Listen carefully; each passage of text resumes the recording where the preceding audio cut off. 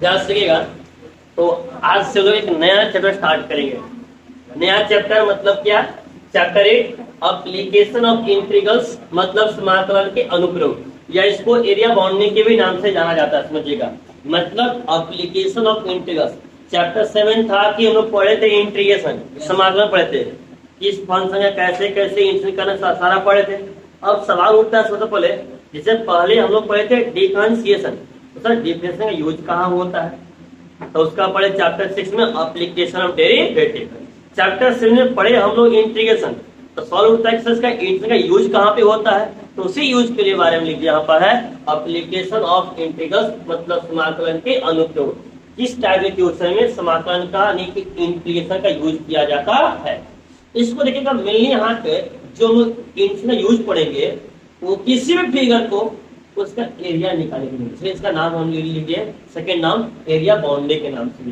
कोई भी शेप हो, जैसे कि हम लोग बहुत आसानी सीखे यहाँ पर, इसका मेन काम क्या है? हम लोग सीखे कि अगर ई मान लीजिए कि रेक्टेंगल लिखा हुआ है, लेंथ बताइए 5 है, 4 है, तो एरिया निकाले, है कि नहीं? आता है लिख कर जब स्क्वायर की 4 है तो इसका भी एरिया निकाल लेंगे, ट्राइंगल का एरिया निकाल लेंगे, रोम्बस है, पैरेलल, हम एरिया निकाल लेंगे, ठीक है।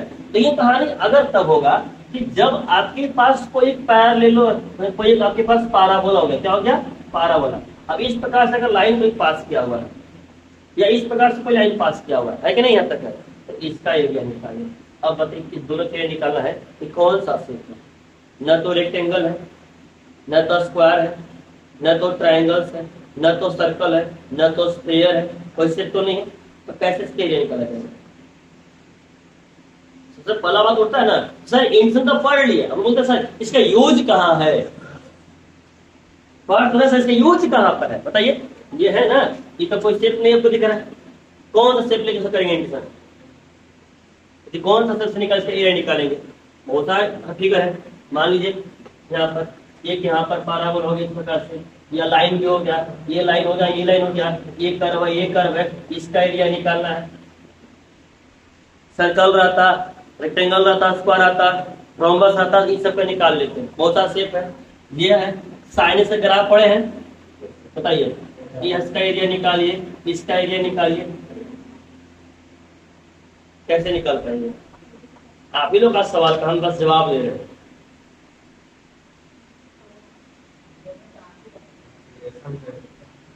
तो कहने का अर्थ है बहुत सारा ऐसा फिगर्स है जिसका एग्जैक्ट फिगर हम लोग पढ़े नहीं है, ठीक है। हम लोग से बस स्ट्रेट लाइन फिगर पढ़े हैं, कुछ कर्व पढ़े हैं। तो ऐसा कोई भी फिगर, ठीक है, जिसका मुझे ग्राफ से उसका एरिया निकालना हो, उसका एरिया निकालने के लिए हम लोग इंटीग्रेशन के हेल्प से, मतलब इंटीग्रेशन के हेल्प से आराम से हम लोग एरिया निकाल सकते हैं। सबसे बड़ी चीज है कि अगर हम लोग चाहेंगे इंटीग्रेशन के हेल्प से, तो किसी भी फिगर का, रेक्टेंगल का भी निकाल सकते हैं, ट्राइंगल का भी निकाल सकते हैं, हर एक फिगर का निकाल सकते हैं। यहाँ पर सर्कल का भी जो होता है ना, पाई आर स्क्वायर होता कि नहीं होता है, इसका सर्कल से प्रूव होता है। इलिप्स पढ़े हैं ना हम लोग, इलिप्स पढ़े कि नहीं पढ़े? ये वाला चीज वर्टिकल इसे पढ़े कि नहीं पढ़े? तो इसका भी अगर एरिया निकालना हो तो इसका भी एरिया हम लोग प्रूव करते हैं इंटीग्रेशन के तरीका से। सर्कल के एरिया होता है सर पाई आर स्क्वायर होता है कि नहीं होता है? लेकिन प्रूव करके कैसे होता है कि नहीं? तो इंटीग्रेशन के हेल्प से आराम से प्रूव हो जाएगा। तो बहुत ऐसा केस यहाँ पर है जिसमें कोई भी ग्राफ हो, किसी भी ग्राफ अगर मुझे एरिया निकालना है तो पहला चीज की ग्राफ देखिएगा, एरिया तभी निकलेगा अगर ग्राफ आपका बाउंडेड है, मतलब एक सीमित क्षेत्र पर है, तभी ना एरिया निकलेगा। मान लीजिए कि हम ये भी बनाते पाराबोला, हम बोले कि इसका एरिया निकालें, कहाँ तक एरिया निकाल पाएंगे जी? यहाँ तक है निकालना, यहाँ तक है निकालना, कोई ऐसा पता है? हम बोले कि क्षेत्रफल, तो पहले बताओ कहाँ से यहाँ तक है, तो जहाँ दिख रहा है वहां तक निकालो, तो निकल पाएगा, हो पाएगा। पहला चीज, जब भी किसी भी हम लोग ग्राफ का एरिया निकालते हैं, वह ग्राफ आपका बाउंडेड होना चाहिए, मतलब चारों तरफ से घिरा हुआ होना चाहिए। इसे हम लोग जो भी पढ़े हैं, देखिए तो ये भी चारों तरफ गिरा हुआ था, ये भी गिरा हुआ, ये भी गिरा हुआ, सब गिरा हुआ कि नहीं गिरा हुआ है? सर्कल सब जब भी क्या है, गिरा हुआ है। तो जब भी किसी फिगर का हम लोग ग्राफ एरिया निकालते हैं, सबसे पहला चीज ग्राफ घिरा होना, ये बाउंडेड होना चाहिए, और उसी का एरिया निकालना है। तो यहाँ हम एरिया निकाल पड़ेंगे, but with the help of integration. Integration के हेल्प से हम लोग निकालने सीखेंगे एरिया को, समझ गए? तो सबसे पहला चीज हम लोग आते हैं, एरिया तो बाद में निकालेंगे, पहले ग्राफ बनाने सीखेंगे। पहले देखो ना कि हमारा जगह कहाँ से कहाँ तक है, तब ना एरिया निकालेंगे। हमारा कौन सा शेप बन रहा है, तो ये बन रहा है, ये बन रहा है, ये बन रहा है, कौन सा शेप बनेगा, पहले उस शेप को निकालने कौन बदलेंगे कि हमारी जमीन कहाँ से ले कहाँ तक है, कौन सा भाग हमारे घर में पड़ा है नहीं है, तब हम उसका क्षेत्रफल निकालेंगे। तो पहला चीज सीखेंगे हम लोग इसमें क्या सीखेंगे, ग्राफ बनाने, जो हम लोग क्लास 11 सीखते आए हैं, 11 से बताए थे। पैरेललोग्राफ करते, पैरेलल ग्राफ कैसे बनता है, इलिप्स का ग्राफ कैसे बनता है, सर्कल ग्राफ कैसे बनता है, क्वेश्चन क्या दिया हुआ रहता है, मॉडल से ग्राफ क्या होता है, लाइन ग्राफ क्या होता है। तो पहले ग्राफ के बारे में जो हम पहले बता चुके हैं, देखते हैं कितने लोग को याद है या कितने लोग याद नहीं है।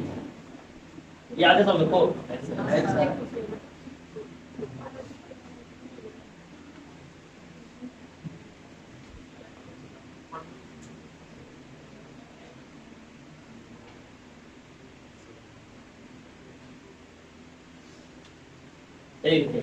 ध्यान से देखिएगा, तो याद नहीं है तो ध्यान रखें, सब याद दिलाना ही पड़ेगा।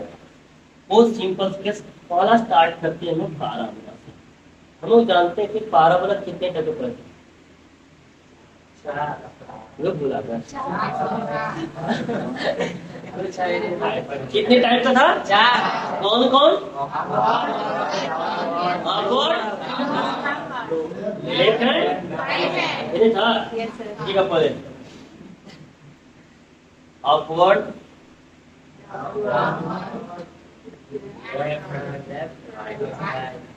है हमको बाय इक्वेशन पता करना है कि इक्वेशन है कि हमको इक्वल लिखा हुआ रहेगा, हमसे लिखा हुआ रहेगा find the area of the bounded of the region. यानी ये नहीं बोलेगा कि वो पैरेललोग्राम है या मानी वो पैराबोला है, वो इलिप्स है, या बोल भी जगत कोई दिक्कत नहीं, ठीक है। लेकिन जब नहीं बोलेगा कि बोलेगा कि कर्व लिखा हुआ है और कौन या पाराबोला लिख भी दिया तो कौन सा पाराबोला है, इकोनॉमी है, तो आपको इक्वेशन से पता करना पड़ेगा। अब इसमें बहुत पहले बता चुके थे, बार याद कराया, ठीक है ना। ये राइट हैंड पैराबोला है ना, राइट हैंड पैराबोला की सुनता देते y square equal to 4a, याद आ रहा है? ये कैसे याद आएगा, कैसे नहीं याद आएगा? यहाँ y का पावर कितना है, 2, x का पावर कितना है, 1 है। पावर हमेशा कम की तरफ देखते थे, पावर हमेशा कम की तरफ।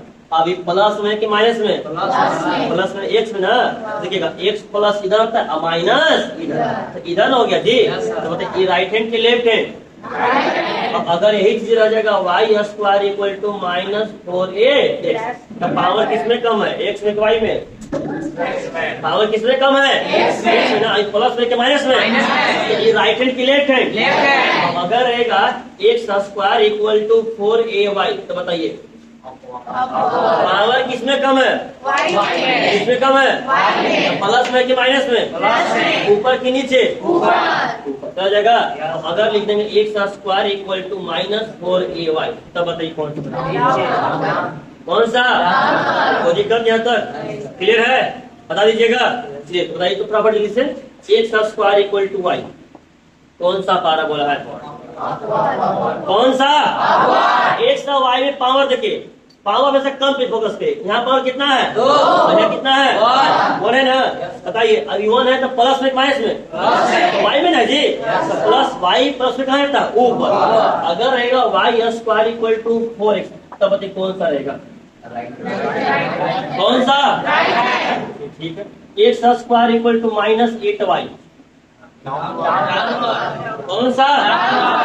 y square equal to minus 4x, कौन सा? कोई दिक्कत यहाँ तक?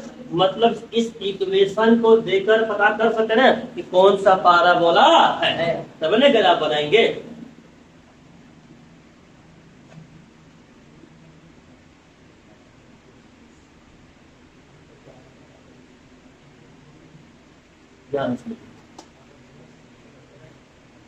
बताइएगा किसे आप, y square equal to 4ax, कौन सा पैराबोला है, x x dash y y आ जाएगा। तो दिक्कत यहाँ तक, इसी को बोलते हैं y square equal to 4ax। दूसरा चीज y square equal to minus 4ax, ये कौन सा पैराबोला है,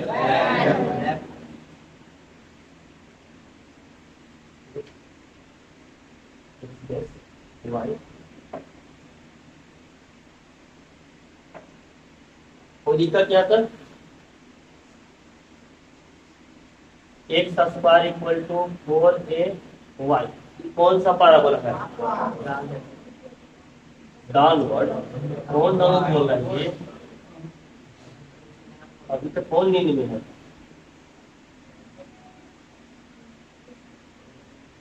तो दिक्कत क्या था, और चौथा चीज बताइए, x square equal to -4ay,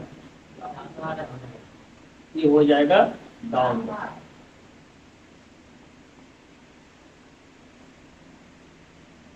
तो दिक्कत यहाँ तक चारों पैराबोला हो गए clear, upward right hand left hand, upward और downward. y square equal to 4x, y square equal to -4x, x square equal to 4ay, x square equal to -4ay। यहाँ तक कहीं कोई दिक्कत है, अगर मान लीजिए कहीं भी मिल जाएगा आपको कि x y square equal to 8x है, y स्क्वायर क्या है 8x है, इसका ग्राफ बनाना है, सबसे पहले क्या होगा ग्राफ। तो ये बताइए कि कौन सा पैराबोला है, यही पैराबोला का क्वेश्चन लिखा है, यहाँ पावर 2 यहाँ पावर कितना है 2, 1 मिलेगा हमेशा पावर बनेगा पैराबोला। तो ये पावर किसमें कम है, x में, अभी राइट हैंड हो जाते जी प्लस में, तो आराम से पैराबोला बना लेंगे, बनेगा नहीं बनेगा, कोई दिक्कत यहाँ तक है, पैराबोला बनाने में कहीं कोई दिक्कत नहीं। ये एक केस हो गया, दूसरा केस आपने बहुत सारे बताए थे अपने,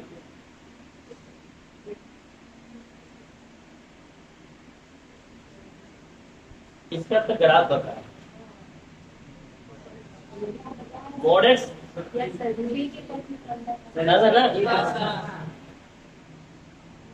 x x dash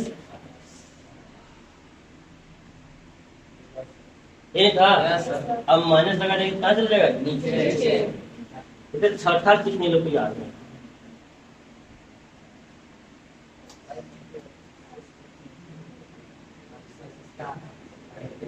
y equal to x, x equal to y, दोनों बराबर है जी, कैसे ग्राफ बनेगा,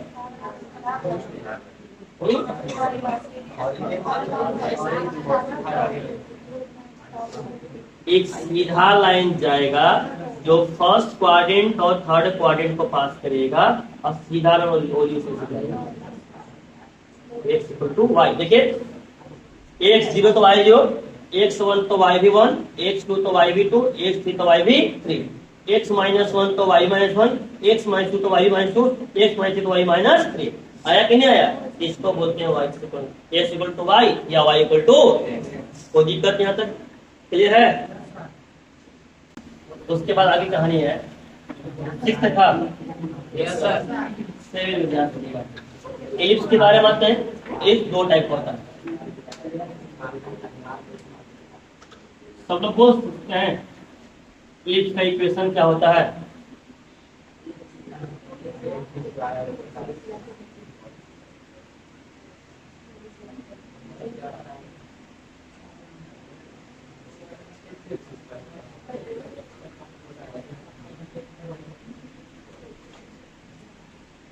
ध्यान सुनिएगा। पहले एलिप्स का इक्वेशन क्या याद करने का तरीका होता है, इसका इक्वेशन एक्स स्क्वायर बटा a square plus y square बटा बी स्क्वायर इक्वल टू 1 होता है। होरिजेंटल वर्टिकल इसी में होता है, पर सबको बस ध्यान देना है कि किसको बोलेंगे होरिजेंटल और किसको बोलेंगे वर्टिकल। ध्यान सुनिएगा पहले, अगर यहाँ पर a is greater than b, फिर एक्स स्क्वायर बटा b square plus y square बटा ए स्क्वायर इक्वल टू 1, और यहाँ पर भी a is greater than b है। ध्यान से लीजिएगा, a क्या है b से बड़ा है, a क्या है b से, तो जो a है वो a किसके नीचे है, x के नीचे के y के नीचे, यानी अगर x के नीचे बड़ा है तो एक बोलेंगे होरिजेंटल, क्या बोलेंगे, और यहाँ भी a देखिए b से बड़ा है ना, लेकिन a किसके नीचे है, क्या बोलेंगे, क्या बोलेंगे, यानी अगर बड़ा नंबर अगर x के नीचे रहेगा तो क्या बोलेंगे होरिजेंटल, और बड़ा नंबर अगर y के नीचे क्या बोलेंगे वर्टिकल।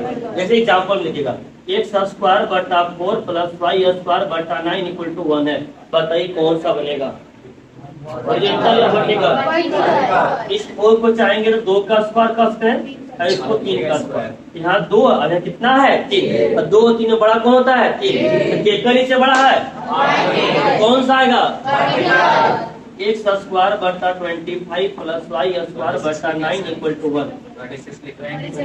ठीक है 26 लिखता नहीं बनेगा,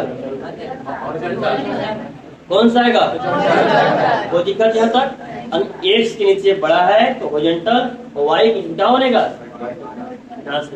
तो ग्राफ कैसे बनता है याद है, सब खा पी के बराबर होता है। x स्क्वायर बटा a square plus y square बटा b स्क्वायर इक्वल टू 1, जहां पर a is greater than b।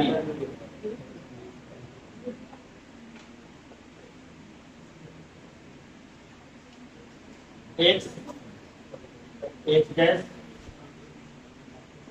y y, अगर x में हॉरिजॉन्टल है तो x में बड़ा भाग होगा और y में छोटा भाग, याद रखिए प्लीज। ये x में क्या आ जाएगा a,0, यहाँ बनेगा -a,0, यहाँ बनेगा 0,b और यहाँ बन जाएगा 0,-b, ई बन जाएगा। इसमें और भी होता है थोक रस, याद है ना, इसको देखिए c,0 -c,0, इसके बीच का अगर यहाँ हमारे c है तो ये आ जाएगा c,0 और ये आ जाएगा -c,0।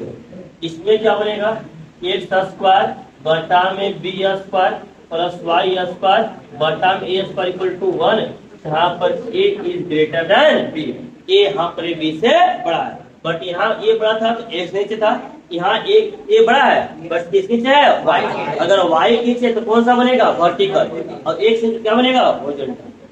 ध्यान से क्या पड़ेगा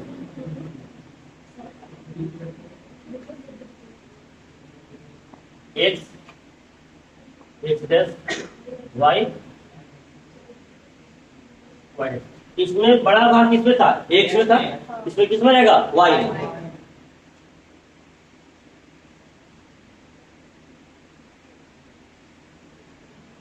यहाँ पे आ जाएगा 0,a 0,-, यहाँ आ जाएगा -b,0 और यहाँ आ जाएगा b,0, ये रहेगा 0,0, ई बन जाएगा फोकस 0,c और ई बन जाएगा 0,-। समझ गए। आपको उतना ही बनाना, ध्यान से सुनिएगा पहले कैसे ग्राफ बनाना है इसका एग्जाम्पल के ऊपर ध्यान से कैसे बनाना है। जैसे कि मान लीजिए x स्क्वायर बटा 9 प्लस y स्क्वायर बटा 4 इक्वल टू 1 है, तो सबसे पहले पता करना आपको a और b, a और b तभी पता होगा जब ये दो square a square b square ये दोनों स्क्वायर में होना चाहिए। पहला चीज ध्यान सुनिएगा, ये दोनों क्या होना चाहिए स्क्वायर है। दूसरा चीज ये एक स्क्वायर है y स्क्वायर होना चाहिए, बीच में क्या होना चाहिए प्लस, और तीसरा चीज यहाँ हमेशा 1 ही होना चाहिए। इसके फॉर्म रहेगा तभी बनेगा, नहीं रहेगा तो इधर लेकर 1 करेंगे सबसे पहले, याद रखिएगा। तो सबसे पहले इसको हम क्या करेंगे, x स्क्वायर 9 को क्या 3 का स्क्वायर लिख सकते हैं प्लस y स्क्वायर 4 को क्या 2 का स्क्वायर लिख सकते हैं। तब बताइए अब यहाँ कितना आया, यहाँ कितना आया, जो बड़ा है वो बनेगा a और छोटा क्या बनेगा b, तो a और b कौन बनेगा, a कितना बनेगा, a बन जाएगा 3 और b कितना बनेगा 2। तो बताइए a जो बड़ा है वो किसके नीचे है, x नीचे के y नीचे, x नीचे बड़ा है ना, हॉरिजॉन्टल की वर्टिकल, मतलब ग्राफ इस प्रकार से कुछ नहीं करना है, x y आराम से ऐसे हॉरिजॉन्टल बना देना है। तो दिक्कत यहाँ तक है।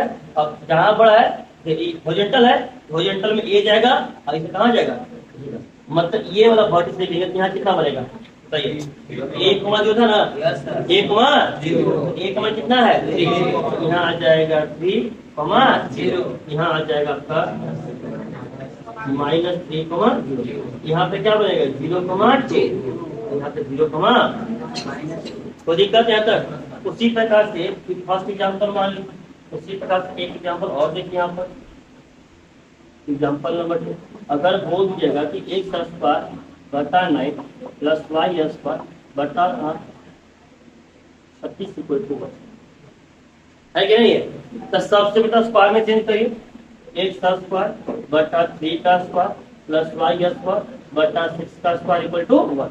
अब आप लोग देख के बताइए ए का मान कितना होगा, बी का मान कितना होगा। 63 हमेशा बड़ा वैल्यू बनेगा। ए बराबर बन जाएगा 6, बी बराबर 3 बन जाएगा। हॉरिजॉन्टल की वर्टिकल लिखा बराबर किस बनेगा, वाई में। आराम से इसके पास बना देना है, एक्स डेस वाई।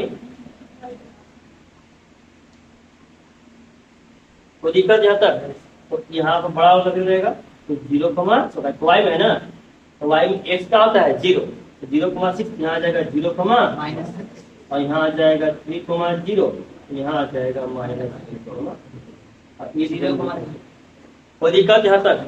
अब एरिया निकालना है ना, एक और है, अगर हम एक भाग का एरिया निकालेंगे तो 4 से गुणा करेंगे तो 4 पे एरिया नहीं निकल जाएगा।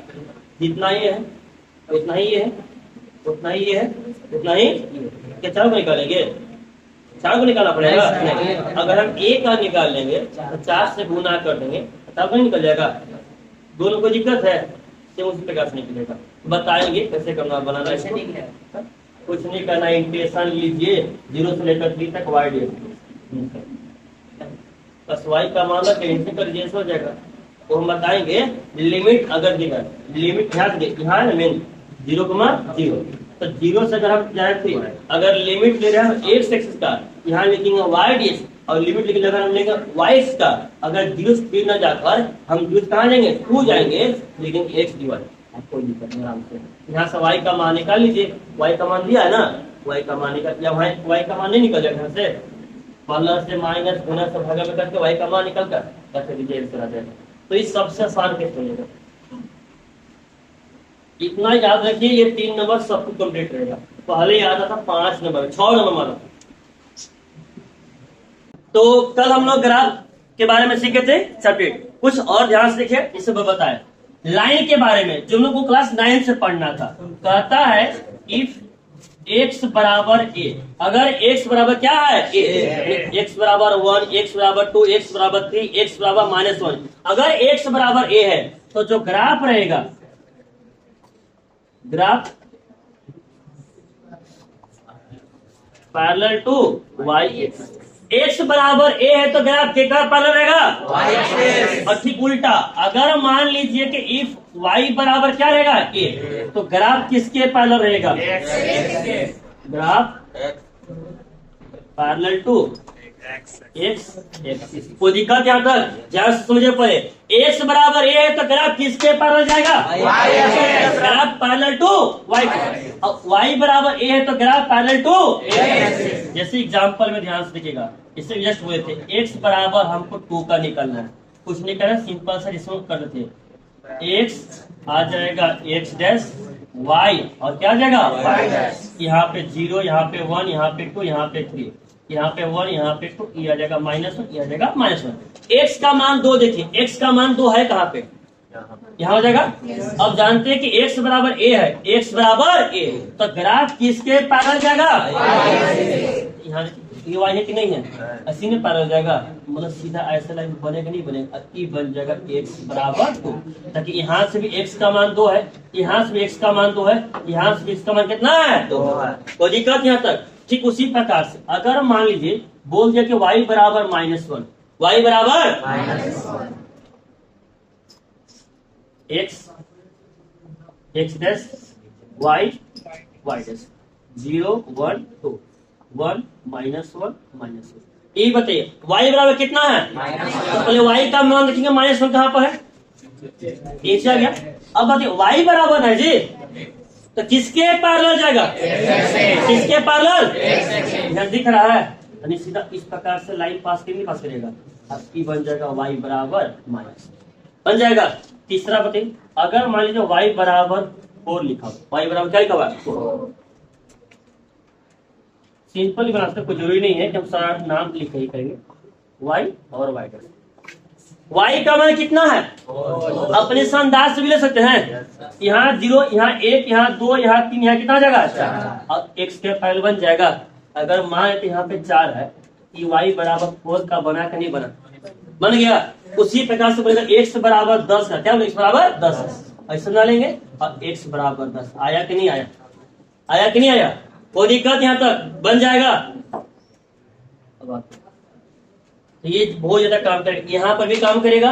और वही सेम चीज जब हम पढ़ाएंगे चैप्टर नंबर 12, वहां पर एलपीपी पढ़ चुकाएंगे तो ग्राफ में पूरा काम करेगा लाइन का, याद रखिएगा। तो वहां हम ये बताएंगे नहीं, यहाँ बता चुके हैं, यहाँ सीखिएगा। उसके आगे कंसेप्ट में अब आते हैं सर्कल के बारे में। थोड़ा सर्कल के बारे में जान लेते हैं।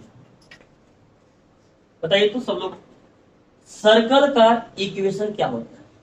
जनरल इक्वेशन क्या होता है?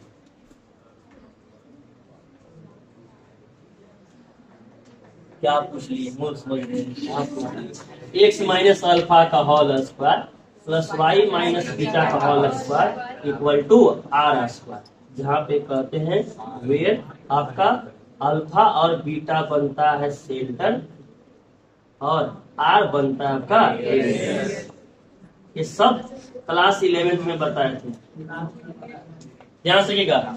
एक्स माइनस अल्फा का whole square plus Y minus beta का होल स्क्वायर इक्वल टू क्या था? R square. जहाँ बताए थे कि जो अल्फा और बीटा ये क्या होता है? सेंटर। क्या होता है? सेंटर। और आर क्या होता है? रेडियस। मतलब एक ऐसा सर्कल बना दिए और जिसका सेंटर क्या हो जाएगा? अल्फा और बीटा, और यहाँ से क्या बन जाएगा? रेडियस। कोई दिक्कत यहाँ तक? इसी के आधार पर इसका सबसे मोस्ट इंपोर्टेंट सवाल था यहाँ पर, x square plus y square equal to a square. X square plus y square equal to a square. देखिए बताइए यह क्या चीज का समीकरण है? सर्कल का, इलिप्स का, पैराबोला का, क्या चीज का है? X square plus y square equal to क्या हो गया? A square. ये आपका सर्कल का। कैसे? ध्यान से रखिएगा। इसको हम लोग ये बताइए, एक्स को क्या हम एक्स माइनस 0 का होल स्क्वायर लिख सकते हैं? लिख सकते हैं कि नहीं लिख सकते हैं? वाई स्क्वायर को क्या हम वाई माइनस 0 का होल स्क्वायर लिख सकते हैं? और इक्वल टू ए स्क्वायर। अब इसको जब हम इससे तुलना करेंगे ना, तो एक्स माइनस अल्फा का whole square plus Y minus beta का होल स्क्वायर इक्वल टू क्या था? R square. तो ये बताइए, एक्स एक्स मिल गया, माइनस माइनस मिल गया, यहाँ क्या है? अल्फा। क्या है? अब अल्फा का मान कितना हो गया? 0। बीटा का मान कितना हो जाएगा? 0। मतलब अल्फा भी 0 और बीटा भी 0। तो अल्फा बीटा क्या बनता है? तो एक सेंटर कितना बना? 0। कितना बना? 0। इसका जो सेंटर बन जाएगा उस सेंटर हो जाएगा 0, 0। और जो रेडियस है वो कितना जाएगा? ए। कितना जाएगा? ए। स्क्वायर छोड़ के ना, आर स्क्वायर और ए स्क्वायर, तो आर लेना है। कोई दिक्कत यहाँ तक? मतलब एक ऐसा सर्कल जिसका सेंटर कहाँ बनेगा? 0। तो याद रखिएगा, x square plus y square equal to a square है, तो इसका सेंटर कहाँ होगा? 0। कहाँ होगा? 0। अब बताइए, x square plus y square equal to 4 है, इसका सेंटर कितना होगा और रेडियस कितना होगा? सेंटर कितना हो जाएगा? 0। और रेडियस निकालना तो 4 को क्या 2 का स्क्वायर का है? कोई दिक्कत यहाँ तक? बन जाएगा ना। तो ग्राफ कैसे बनाएंगे? एक्स डैश वाई आ जाएगा।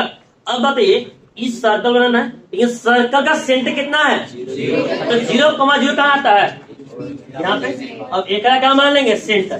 क्या मान लेंगे? सेंटर। और त्रिज्या यानी कि जो रेडियस हो कितना है? ए। मान लेते कि यहाँ पर होगा, यहाँ ऐसा मतलब एक सर्कल बना सकते कि नहीं बना सकते? बना सकते हैं। इस त्रिज्या का मान कितना हो जाएगा? ए। सेंटर आ जाएगा 0,0। यहाँ तक कहीं कोई दिक्कत है?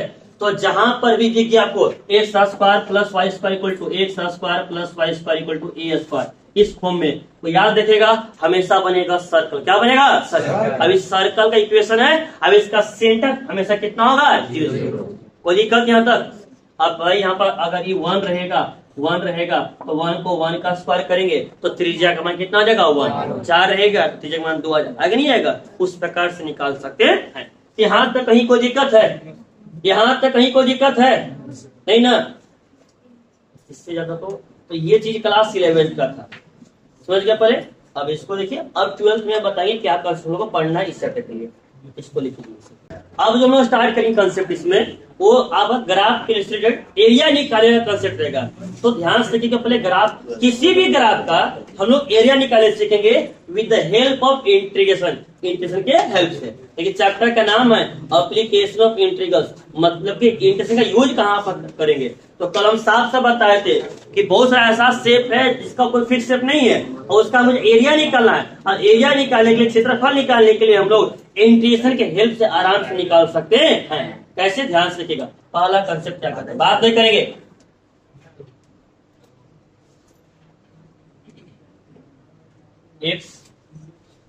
एक्स डैश वाई, बात नहीं करेंगे।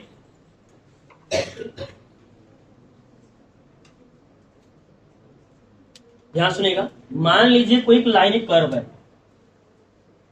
इस कर्व का नाम दीजिए वाई वन, ये वाई वन। तो पहला चीज, अगर ये कर्व यहां से लेकर यहां तक गया है ना, तो दोनों का एंड पॉइंट से एक परपेंडिकुलर लाइन डालिए, मतलब इससे डालेंगे परपेंडिकुलर लाइन और इससे भी डालेंगे। मान लीजिए यह पॉइंट कहाँ पे था, ए पे था। कहाँ है, ए पर। ये कहाँ पे है, ए पर। ताकि जब तक हमको ग्राफ बाउंडेड नहीं मिलेगा हम एरिया निकाल पाएंगे। ध्यान से हम इस ग्राफ निकालेंगे। अब ग्राफ कहाँ है, ग्राफ चलो फिक्स ग्राफ। इसको जब अगर हम ऐसे मिला देंगे, ये वाला ग्राफ बना के नहीं बना, इस ग्राफ का अब आपको क्या निकालना है, एरिया। क्या निकालना है, कोई दिक्कत यहाँ तक, इसी का निकालना एरिया। मतलब कंसेप्ट यह है कि हमको जो निकालना है, ध्यान से देखिएगा, एरिया ऑफ सैडेड रीजन, जिसको हिंदी में कहते हैं छायांकित भाग का क्षेत्रफल।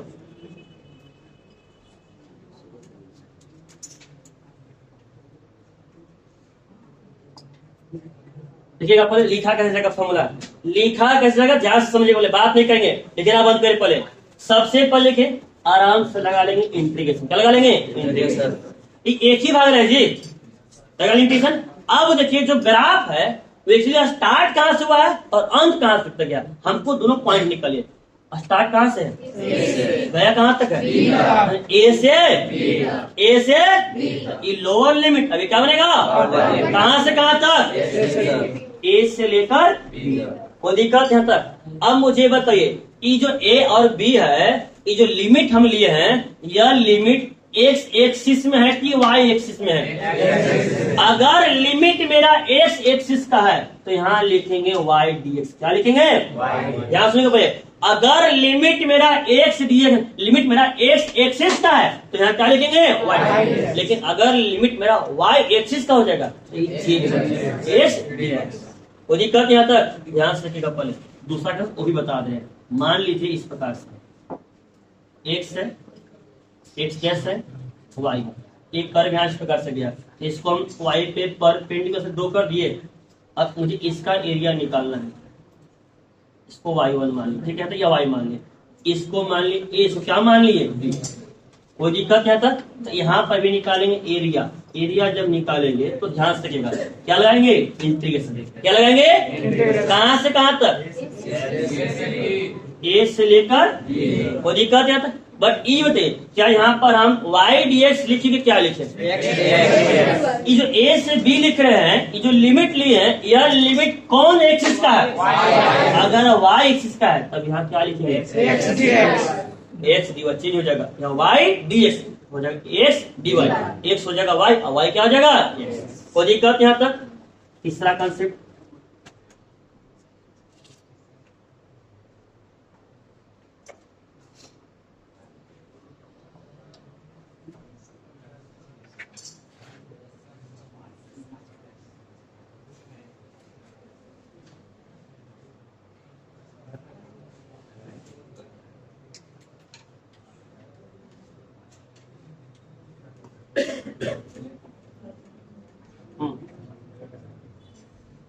ध्यान से देखिएगा। पहले ग्राफ किस प्रकार से आता है कि एक कर्व यहाँ पे है, एक कर्व यहाँ पे है, ये हो गया। हमें सिर्फ इसका एरिया निकालना है।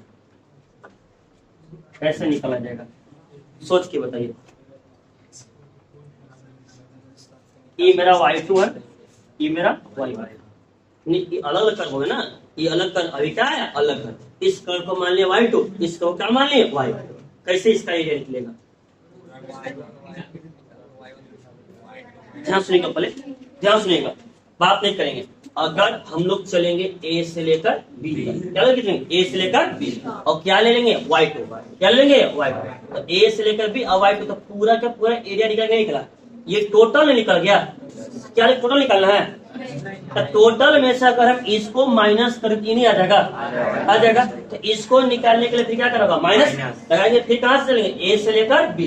ये था y2, ये क्या था y2, फिर से ए से लेकर बी। अब ये भाग का निकालने के लिए कौन से लेंगे, y1। कौन लेंगे, y1। मतलब ए से बी y2, ए से बी y2, मतलब पूरा y2 का एरिया निकालकर और y1 का एरिया निकालकर टोटल में से अगर y1 माइनस कर लेंगे तो इवल आएगा कि नहीं आएगा, आ जाएगा।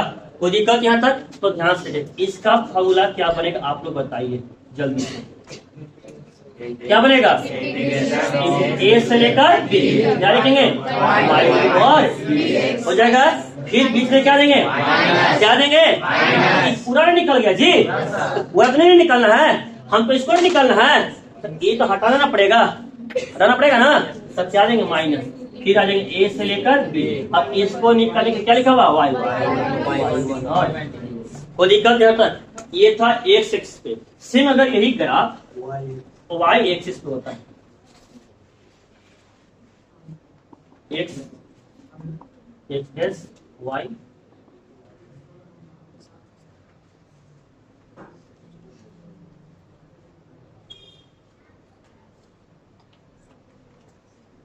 को माने इसका माने x, और इसी का एरिया आपको निकालना है। अब इसका एरिया कैसे निकाला जाएगा,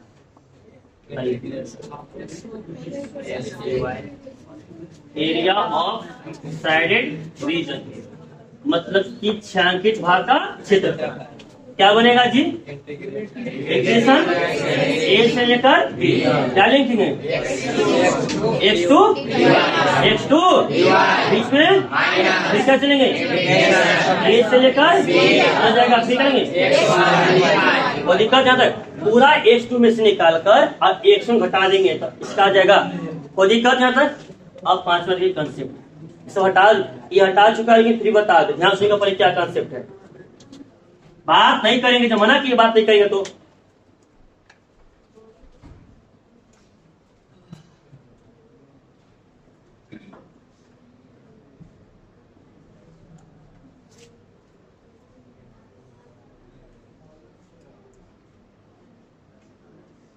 सर्कल हो गया, मान लीजिए इसका यहाँ पर क्या हो गया, एक लाइन पास कर दी,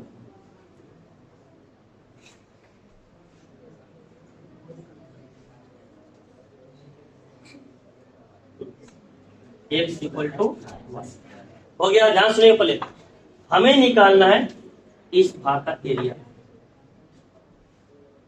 ऐसे निकाला जाएगा।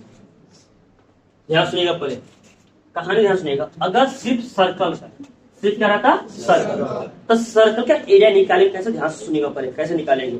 ये बताइए, सर्कल है तो पूरा यहाँ से लेकर पूरा ना सर्कल है, तो जितना एक भाग है उतना ही सब भाग में कि नहीं है, सब बराबर बराबर है कि नहीं है। तो एक निकाल कर 4 से गुना करेंगे तो पूरा सर्कल निकल जाता है। तो एक निकालने के लिए करेंगे, तो एक निकालने के लिए, तो एक निकालने के लिए यहाँ से लेकर इन है, आराम से कहाँ से चलेंगे, इंटीग्रेशन जीरो से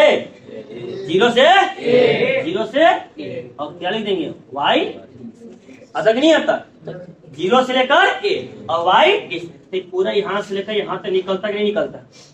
अरे ध्यान सुनिएगा, इस सर्कल है ना, हम जीरो से लेकर a तक कर दिए इंटीग्रेशन, और सर्कल यहाँ से यहाँ तक है, एक के भाग नहीं निकाले हैं, तो पूरा निकला नहीं निकला, पूरा निकल गया। बट मुझे ये बताइए, क्या मुझे पूरा निकालना है, पूरा निकालना है, नहीं निकालना है, तब कैसे करेंगे,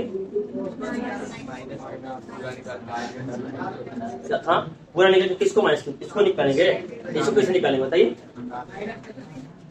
पूरा निकाल कर इसको माइनस करेंगे तो आ जाएगा, तब कैसे निकालेंगे, ध्यान सुनिए, वो नहीं बनेगा सका से। इसका कंसेप्ट दूसरा तरह का है जो हटा चुका, लेकिन ये बता रहे, ध्यान सुनिएगा। जब भी कोई दो लाइन है, दो कर्व या एक कर्व एक लाइन आपस में मिलता है, ध्यान सुनिएगा, x इक्वल टू y एक लाइन हो गया, और प्लस एक सर्कल है आपके पास, यहाँ पर ये ऑलरेडी सर्कल है, x square plus y square equal to a square है कि नहीं है।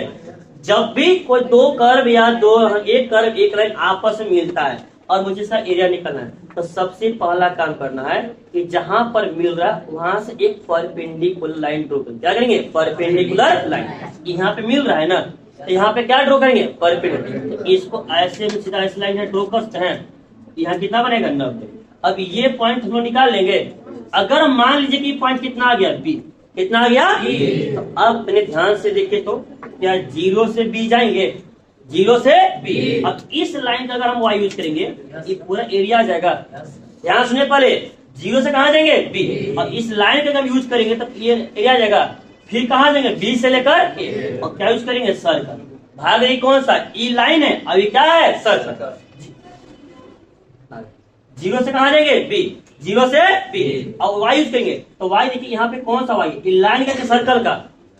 इस ग्राफ में कौन सा वाई आ रहा है, लाइन या सर्कल, ये है लाइन, अभी क्या है, सर्कल। हम 0 से बी जा रहे हैं, अब इतना का एरिया निकाल रहे, एकरा में जो ई है ये क्या है, लाइन है। तो क्या यूज करेंगे, लाइन। क्या यूज करेंगे, लाइन। इसलिए यूज करेंगे लाइन से, लिखेंगे कि वाई मेरा लाइन में भी है और वाई मेरा कहाँ है, सर्कल में। अगर हम सिर्फ लिख दिए, ध्यान सुनिएगा, अगर हम सिर्फ लिख दिए कि 0 से लेकर ए जा रहे हैं वाई डेश, तो अब दिक्कत ये होगा, वाई को लिख दिए लेकिन वाई मेरे पास 2 जगह से रहेगा। कहाँ रहेगा, 2 जगह से, एक रहेगा लाइन से और एक रहेगा सर्कल से। तो कौन सा वाई यहाँ लिखे हम, दिक्कत होगा ना, दिक्कत हो गई होगा। उसी को दूर करने के लिए यहाँ पे लिखेंगे कि 0 से ए जा रहे हैं वाई डी एक्स, क्या लिखेंगे, वाई डी एक्स। लेकिन ये कहाँ से लेगा, फ्रॉम लाइन। वाई कहाँ से आना चाहिए, लाइन से। और फिर बीच में क्या देंगे, प्लस। क्या देंगे, प्लस। 0 से लेकर बी, 0 से लेकर बी, बी तो था, 0 से लेकर बी, इसका निकल गया। अब बी से कहा देंगे, बी से ए, अब बी से ए, अब बी से ए में से क्या आया है, क्या आया है, बी से ले, हाँ बी से ए वाई डिस लिख दिए, तो वाई यहाँ पे किसका चलेगा, फ्रॉम सर्कल। बस यही करना है। मतलब जब कहने कहते हैं कि जब 2 कर्व या एक कर्व एक लाइन आपस में इंटरसेक्ट होगा तो उसका एरिया बांट कर बनेगा, बांट कर निकाला जाएगा, अलग निकाला जाएगा। इसका अलग निकालेंगे, अब इसका अलग, समझ गए पहले। और जो ग्राफ में अगर लाइन यूज है तो लाइन का वाई यूज करेंगे, और अगर सर्कल यूज है तो सर्कल ग्राफ में यूज करेंगे, समझ गए पहले। 0 से बी चले तो 0 से बी में अगर लाइन यूज करेंगे तभी निकलेगा। तो 0 से लेकर बी वाई डी एक्स, लेकिन वाई किसका आना चाहिए, लाइन का। फिर इसका निकाला है तो बी से लेकर ए, बी से लेकर ए वाई डी एक्स, लेकिन एक में वाई किसका चलेगा, वो दिक्कत यहाँ तक। यही 5 कंसेप्ट है, इसी 5 कंसेप्ट पे पूरा आपका एक्सरसाइज बनेगा, चैप्टर पूरा बनेगा। इसके अलावा कोई फॉर्मूला, कोई कंसेप्ट नहीं है।